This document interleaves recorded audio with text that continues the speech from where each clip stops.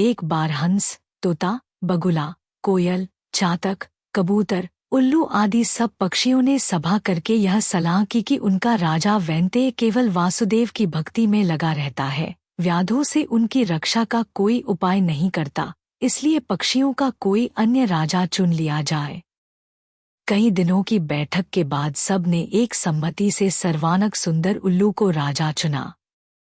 अभिषेक की तैयारियां होने लगी। विविध तीर्थों से पवित्र जल मंगाया गया, सिंहासन पर रत्न जड़े गए, स्वर्णघट भरे गए, मंगल पाठ शुरू हो गया। ब्राह्मणों ने वेद पाठ शुरू कर दिया, नर्तकियों ने नृत्य की तैयारी कर ली। उलूकराज राज्य सिंहासन पर बैठने ही वाले थे कि कहीं से एक कौवा आ गया। कौवे ने सोचा, यह समारोह कैसा, यह उत्सव किस लिए? पक्षियों ने भी कौवे को देखा तो आश्चर्य में पड़ गए। उसे तो किसी ने बुलाया ही नहीं था।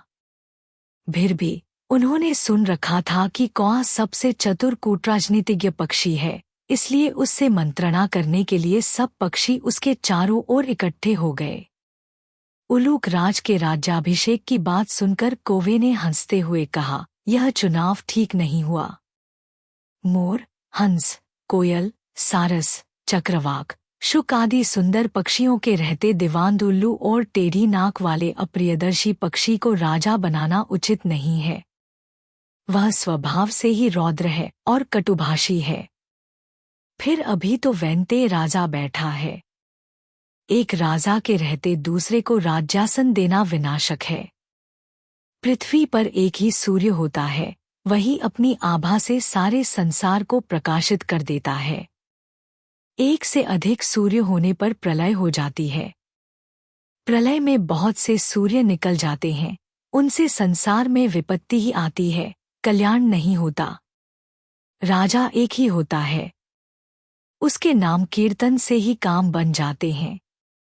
यदि तुम उल्लू जैसे नीच, आलसी, कायर, व्यसनी और पीठ पीछे कटुभाषी पक्षी को राजा बनाओगे तो नष्ट हो जाओगे।